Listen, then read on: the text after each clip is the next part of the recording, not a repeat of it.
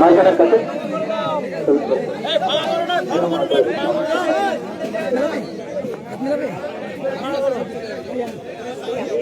একটা সাইড দেওয়া ভাই, সহযোদ্ধা ভাই সহকর্মীর একটা সাইড দিন, অনুরোধ করছেন সাইড দিন।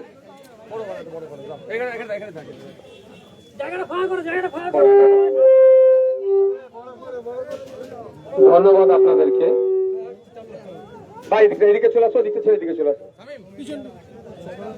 আপনারা আজকে আমাদের রোহন্ডা অঞ্চলে বামফ্রন্ট সমর্থিত ইন্ডিয়ান সেকুলার ফ্রন্টের মনোনীত প্রার্থী প্রিয়াঙ্কা বর্মনের সমর্থনে আজকে পদযাত্রা করলেন, রোড শো করলেন। এই প্রচন্ড রৌদ্রেও আপনারা আমাদের পাশে ছিলেন, তাই আপনাদেরকে অসংখ্য ধন্যবাদ। আমরা আশা করব যেভাবে আপনারা দায়িত্বশীলতার পরিচয় দিয়ে আজকে এই টোটাল র্যালিটাকে পার করলেন, শেষ করলেন, শুধু 8 দিন নয়, আপনাকে এটা 4 তারিখ পর্যন্ত এই দায়িত্বশীলতার পরিচয় দিতে হবে। বাড়ি বাড়ি পৌঁছাতে হবে, ভোটারদেরকে বলতে হবে কেন আইএসএফ কে ভোট দেবেন, কেন খামচিহ্নতে ভোট দেবেন, কেন প্রিয়াঙ্কা মণ্ডলকে জিতাতে হবে।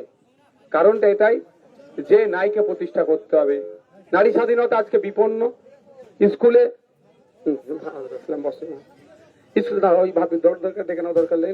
স্কুলে শিক্ষক নয়, হসপিটালে ডক্টর নয়, মিনিমাম ওয়েজেসের অবস্থা শোচনীয়, ন্যূনতম মজুরি মানুষ পাচ্ছে না, এবং সাথে সাথে ফেক এসটিএসসি সার্টিফিকেটের রমরমা, প্রকৃত এসটিএসসিরা বঞ্চিত হচ্ছে।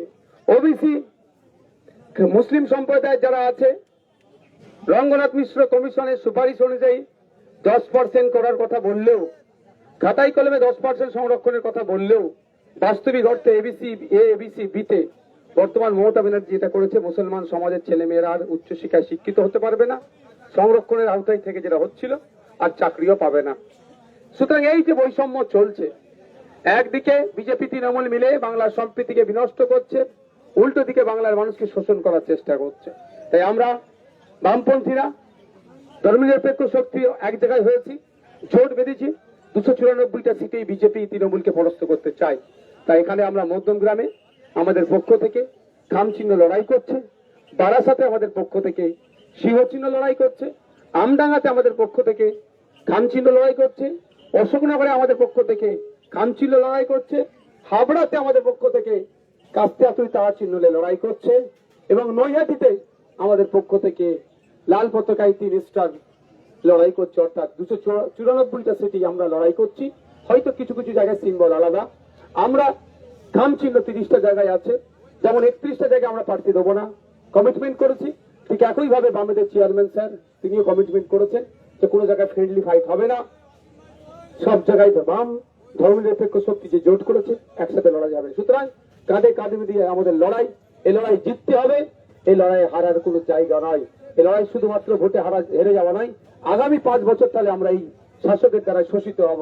সুতরাং শোষণের হাত থেকে বাঁচতে গেলে আমাদের বাংলা, এই এদিকে চলে আসো, শাসকের হাত থেকে, অন্যায় অনাচারের হাত থেকে বাঁচতে গেলে, অন্যায় অনাচারের হাত থেকে বাঁচতে গেলে আমাদেরকে ঐক্যবদ্ধ লড়াই করতে হবে। কে হিন্দু, কে মুসলমান, কে দলিত, কে আদিবাসী আমাদের প্রশ্ন নয়। আমরা মধ্যমগ্রামবাসী এই জল যন্ত্রণা যখনই হয় তার হাত থেকে বাঁচতে চাই।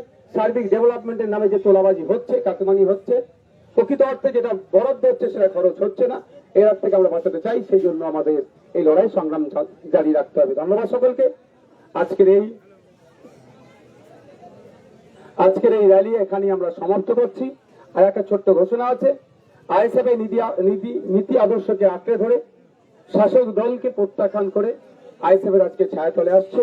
আপনাদের পতাকা তুলে দেবেন আমাদের এখানকার যিনি প্রার্থী হয়েছেন, ইন্ডিয়ান সেকুলার ফ্রন্ট মনোনীত বামেদের সমর্থিত প্রিয়াঙ্কা মণ্ডল মহাশয়া, এবং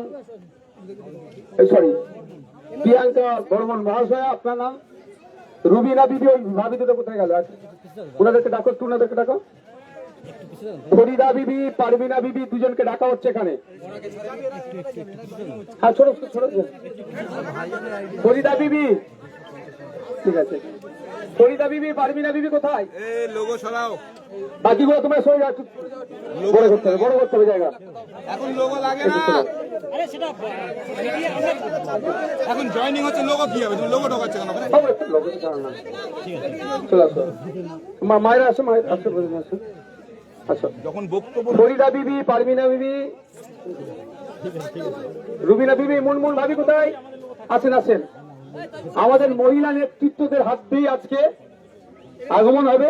আর এখানে আমাদের অঞ্চলের নেতৃত্ব, বিধানসভার কনভেনার আছেন আমাদের উপস্থিতিতে। আজকে আমরা মহিলা ব্রিগেড যে কোন অংশে কম নাই, মমতা ব্যানার্জি বলেছিল রাত 8টার পরে নাকি মহিলারা কাজে যেতে পারবে না, তার জবাবটা এখানে আমরা দিচ্ছি। মহিলারা ফ্লাইট জেট উঠাতে পারবে, মহিলারা রান্না করতে পারবে, মহিলারাও লড়াই করতে পারবে, গণতন্ত্র রক্ষার লড়াই। সবাই তাই আমাদের আইএসএফ পরিবারের এটাকে স্বাগত জানাচ্ছি।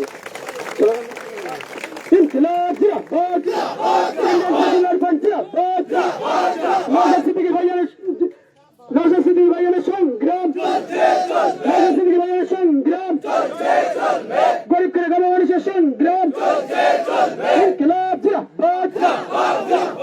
ধন্যবাদ আপনাদের সকলকে, আইএসএফ এর পরিবারে আপনাদেরকে স্বাগত জানাই।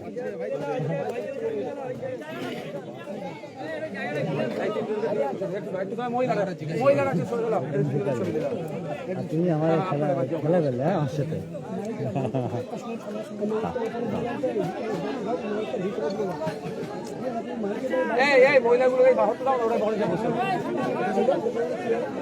হিসাবের বক্তব্য তো প্রচুর ভাইরাল হয়েছে। মিন্টু সাজির ওখানে গিয়ে যে বক্তব্য প্রচুর ভাইরাল হয়ে গেছে।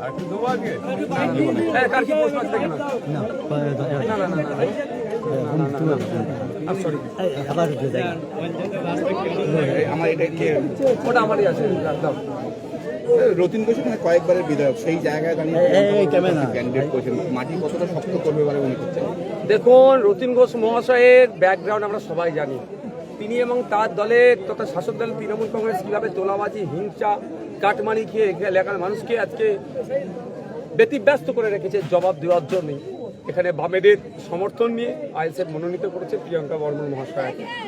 মানুষের উচ্ছ্বাস আমি দেখতে পেলাম, বিশেষ করে মহিলারা যেভাবে আজকে আমাদের র্যালিকে স্বাগত জানালো, আশার আলো দেখছি আমরা। একদিকে আমাদের পৌরসভা মধ্যমগ্রাম, সেখানে যা দুর্নীতি হচ্ছে, আর রোহন্ডা খামারপাড়া অঞ্চলেও দুর্নীতি, মফস্বল থেকে শহর থেকে রুরাল এরিয়া, আরবান থেকে রুরাল এরিয়ায় দুর্নীতি ছেয়ে গিয়েছে মধ্যমগ্রাম সহ সারা রাজ্যে। তাই মধ্যগ্রামকে উদ্ধার করার জন্যই প্রিয়াঙ্কা বর্মনকে আমরা মনোনীত করেছি।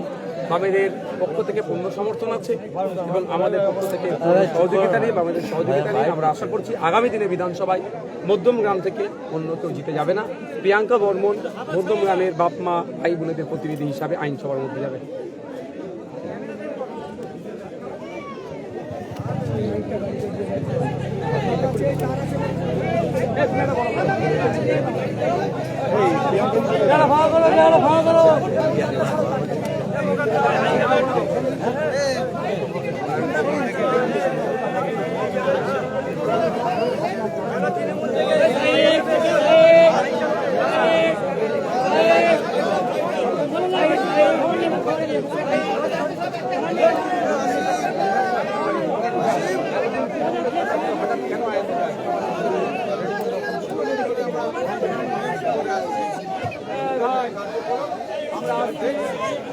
নেতৃত্বরা আছে এখানে, যারা যারা বলছে সেই রকম চলবে। ঠিক আছে, এই রোদের দিকে যেও না, খিচুড়ি দিচ্ছে রোদেকে যেতে বলছে, হাতে দিয়ে দেবেন, জাম করছে আপনারা।